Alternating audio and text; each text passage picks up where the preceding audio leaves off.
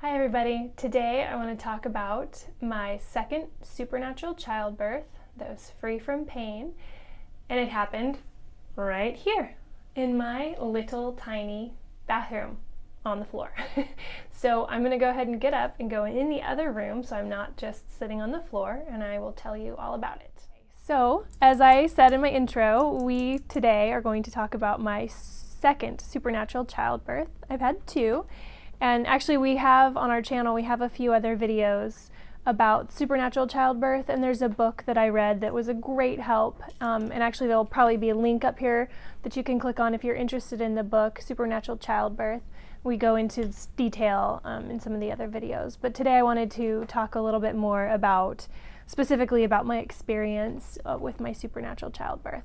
The first thing when you get pregnant, at least for me, both times, I was super excited. Yay, I'm pregnant, hooray! And then that's pretty much quickly replaced by, I'm going to have to go through labor and delivery, and I'm going to have birth pain. It's going to hurt. This is not going to be fun. And even though I had already had a supernatural childbirth for my first daughter, I was thinking, okay, I've got to do this again, and can this happen again? And so, of course, I pretty much immediately started praying into that.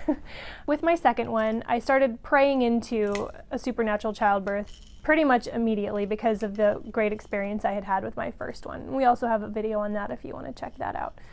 For my second, it didn't go at all from start to finish the way I thought it was going to. I mean, not at all. So it was a Monday, and I was due on Thursday. I went in to go see my OB, and he tells me that he's not going to be in the office that week because he has to have a procedure done on his hand. So he can't deliver babies. He's going to be out for a week. So either I'm going to have the baby that day or I'm going to go overdue for a week. Neither of which sounded like a very good option. So that was obviously not in the plans at all. And so it was going to be whoever was on call, which that was going to be an OB that I didn't have a relationship with. And so that was not at all what I was hoping for. So I went home, and after having a little bit of a boo-hoo, I called my mom and we prayed about it, and I was pretty upset. And so I decided, okay, I'm going to have this baby before my doctor goes out of the office. So Monday, nothing happened. Tuesday, nothing happened. And then by Tuesday evening, I started to kind of feel some contractions, and I thought, okay, well, this was his last day at work, so he would have been on call until the end of the day. I thought, all right, well, this isn't going to happen. And I was pretty disappointed, so I thought, okay, well, I'm just going to prepare myself for whatever. And I prayed, and I said, all right, I trust you've got this. I trust that you know my desires, and I'm just gonna give it to you now. So Tuesday night, my husband had worked all day that day, and so he had gotten up at like 4:45 or something like that, and so he was pretty tired. He had gotten home around 6:45 or so, and so I told him I had been having contractions, but nothing major. I was feeling them, but I thought, okay, it's going to be tomorrow for sure. Well, that was correct, but not exactly the way I thought. So at about 10 or so, 10:30, I went to the bathroom and my water broke. And it wasn't all of it. And so I thought, okay, well, I've got a little bit of time. I told my husband, I said, hey, I think my water just broke and his eyes got as big as saucers. And he said, well, what should we do? And I said, well, my contractions haven't sped up or anything. I'm not feeling any pain. So I think we're okay. And he goes, well, I'm going to get some sleep then because I'm going to need it probably. And I said, good idea. I'm going to lay down. So I laid down at about 11. And started timing my contractions because they started to pick up a little bit. They were coming every 15 minutes. On the nose, every 15 minutes. So at midnight, after timing my contractions for about an hour, I got up to use the bathroom again because we all know pregnant ladies gotta pee all the time. I am no exception. So I got up to go pee and I lost the rest of my water. Well, I should have known better from my first birth because after my first birth, when my water broke, I had my daughter within an hour. But I wasn't thinking of that. I was thinking about my contractions, and there was no pain. I wasn't having any birth pains. I just wasn't thinking like that. And so I sent a text to my friend and she said, oh, it's going to be soon. By tomorrow, you'll probably have your baby. And little did we know that she was correct, but it was going to be a lot sooner than we thought. So at about midnight, like I said, I went back into the bathroom, lost the rest of my water, and I thought, okay, well, I'll just see what happens with the contractions. So I go in and I sit down on the bed for a few minutes, and the contractions are starting to feel a little bit more intense. The pressure's building, and I'm thinking, okay, maybe we should start getting ready, at least get the bags ready. So I wake Steve up and I'm like, okay, I think it's time we start getting ready to go. So he's up out of the bed, and I mean, he's running back and forth, getting our stuff ready. And I decided to go back to the bathroom because I wasn't sure if I was still going to be leaking water or anything. And I wanted to make sure that I was in a clean spot. So I said, well, I'll go sit back on the toilet. So I'm sitting there on the toilet, and I have a contraction. I'm at the 15-minute mark, and I'm like, okay, right on time. I finish that contraction, and then literally within a minute, there's another one, and then another one, and another one, and they're coming hard and fast at a minute apart, and I'm like, oh snap, this is not what I was expecting. And so I holler for Steve, and he's trying to get all of our stuff ready, and I won't let him leave the bathroom because apparently I'm having the baby right there. And so I'm hollering at him every time I'm getting a contraction because I need him in there. And he's like, okay, I'm going to call your parents, and I'm going to call the doula. I'm like, okay, good. So he does that. And then the next call, I was like, call the hospital because they're coming. I mean, my contractions are still coming hard and fast.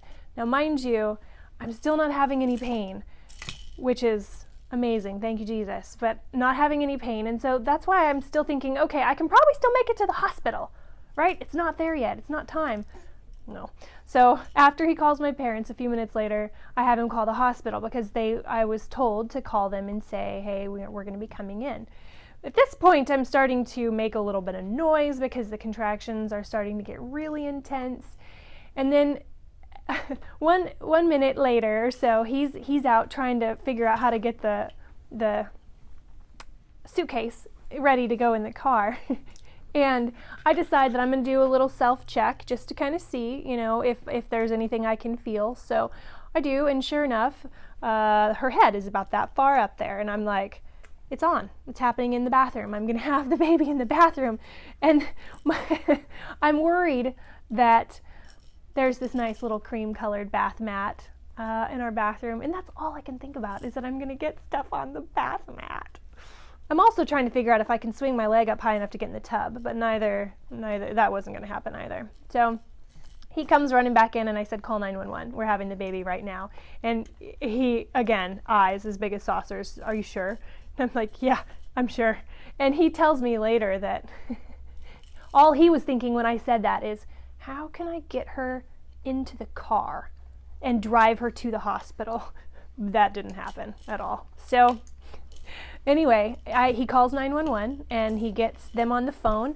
They send out the medics or the paramedics, they send an ambulance, but they weren't going to be able to make it because by the time they got there, the baby was already born. So they walked him through the birth of our second daughter. He got to deliver her. He caught her and pulled her out, put her on my chest. About the time he put her on my chest was about the time the medics rolled in. And they just kind of stood there because our bathroom's not very big. And they just kind of stood there because there wasn't any room in the bathroom because he was delivering the baby and my doula was behind me. And my mom was peeking in the door and Dad was in the living room praying. So there wasn't a whole lot of room. But, through all of this, one thing that I was determined is that I was not going to let fear creep into this. Let me see. Look who's joined us. I was determined not to let fear into this situation because fear is the one thing that starts to bring on the panic and the birth pains and everything else. And you feel like all of a sudden you're going to start worrying about, can I be in control of this? The answer is no, you can't be in control of this. At least in my experience, that there's no way I could be in control. I let God take control. And the other thing is it happened so fast that I just said, I'm not going to be afraid. It is what it is. I'm going to make it through.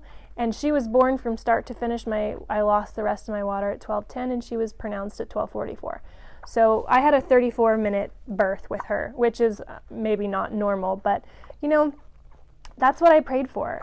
After I found out that my OB was not going to be available, I prayed because I didn't want to go to the on-call doctor because I wanted to be with the person that I had a relationship with.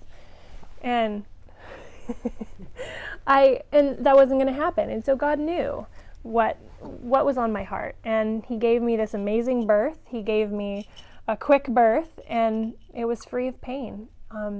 And I'm so grateful because what an amazing experience. And what an amazing experience for my husband, too, to get to deliver his second-born. So that's the story of my second. And if you're interested, I think I mentioned at the beginning of the video, if you're interested in supernatural childbirth, there was a book that started this whole thing for me. And there's a video that we've talked about it, but the book is Supernatural Childbirth by Mize. And if you are pregnant and you are interested in praying into a supernatural childbirth, I would really suggest you get the book. And just know that it's possible. You can totally do this. You and God, you can do this. He gave me everything that I didn't know that I needed and that I wanted for this birth, and it was wonderful. So that's it. Thanks for tuning in. Check out our channel. I know I've mentioned a couple other videos that we have out there. There should be links, but if not, check out our channel. We have a bunch of different videos geared towards moms and family and life and love. We also have a Facebook page. It's the KT Files. So check us out there. Join the discussion. Hang out with us. Thanks again for watching the video, and we hope you guys have a great day.